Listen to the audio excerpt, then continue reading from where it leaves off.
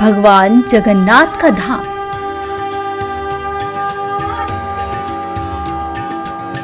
जो साक्षात बैकुंठ है। यहाँ जब भव्य रथ यात्रा निकलती है तो दृश्य अत्यंत मनमोहने वाला होता है। इस अलौकिक दृश्य को देखकर प्रत्येक व्यक्ति भक्ति रस में डूब जाता है। ढोल, नगाड़े, मृदंग की थाप पर भक्त नृत्य करते हैं। लगभग 10 दिन चलने वाले इस उत्सव को लेकर मान्यता है कि भगवान जगन्नाथ का रथ खींचने से 100 यज्ञों के समान पुण्य मिलता है। देश विदेश से हजारों की संख्या में लोग भगवान जगन्नाथ की पुरी पहुंचते हैं और प्रत्येक भक्त भगवान जगन्नाथ के भक्ति सागर में गोते लगा रहा होता है। वही भक्ति का सागर जिसमें महाप्रभु चैतन्य प्रेम का रसास्वादन करते थे, वैसा ही भक्ति भाव जो महाप्रभु चैतन्य के हृदय में विराजता था, वही भक्ति रस जो गौरांग के नेत्रों से बहता था। महाप्रभु चैतन्य के लंबे भुज थे और उनकी जीवा पर कृष्ण नाम की रट। वो कभी गाते, कभी नृत्य करते और कभी वियोग रस में डूबकर बेसुध हो जाते।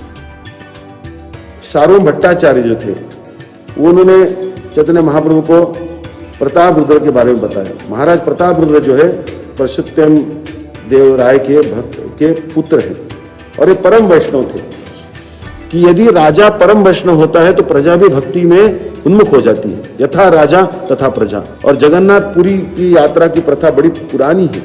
मान्यता है कि राजा प्रताप रुद्र के समय भगवान जगन्नाथ की रथ यात्रा बिना कीर्तन भजन के निकाली जाती थी, किंतु चैतन्य महाप्रभु ने अपने भक्ति भाव से भगवान जगन्नाथ की यात्रा को अलग भाव दिया। चैतन्य महाप्रभु के अनुयायियों का मानना है कि वे 7 टोलियां बनाकर भगवान जगन्नाथ के रथ के चारों ओर नृत्य करते थे। प्रत्येक मंडली में 6 लोग गाने वाले और 2 मृदंग बजाने वाले होते थे। चैतन्य महाप्रभु ने रथ यात्रा में नृत्य किया। 7 कीर्तन की पार्टियां थी। हर पार्टी में 2-2 खोल या मृदंग बजाने वाले। उस समय में महाप्रभु जगन्नाथ जी के सामने जब जाते थे तो जगन्नाथ जी भी मुस्कुराते थे और जब जगन्नाथ जी को महाप्रभु दिखाई नहीं देते, जगन्नाथ जी रुक जाते थे, रथ रुक जाता था। बड़े बड़े हाथी मंगवाते थे प्रताप रुद्र महाराज, हाथी भी धक्का देते थे रथ को, मगर रथ टस से मस नहीं होता था। महाप्रभु के शिष्यों का मानना है कि रथ यात्रा उत्सव का सारा भाव श्री कृष्ण को द्वारका से वृंदावन लाने का है। पुरी में स्थित श्री जगन्नाथ मंदिर द्वारका के रूप में है, जबकि गुंडिचा मंदिर वृंदावन का रूप धरे है। आप देखेंगे कि आप जब उड़ीसा जाते हो तो वहां चिल्का हृद जिसको कहते हैं, बड़ा ही सुंदर स्थान है, सुरम्य स्थान है।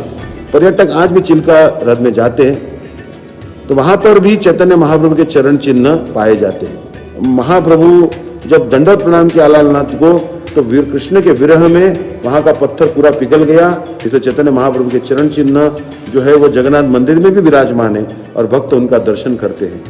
जगन्नाथपुरी में कई जगह चैतन्य महाप्रभु के पद चिन्ह अंकित हैं, जो उनके शिष्यों के विश्वास को और अटूट करते हैं।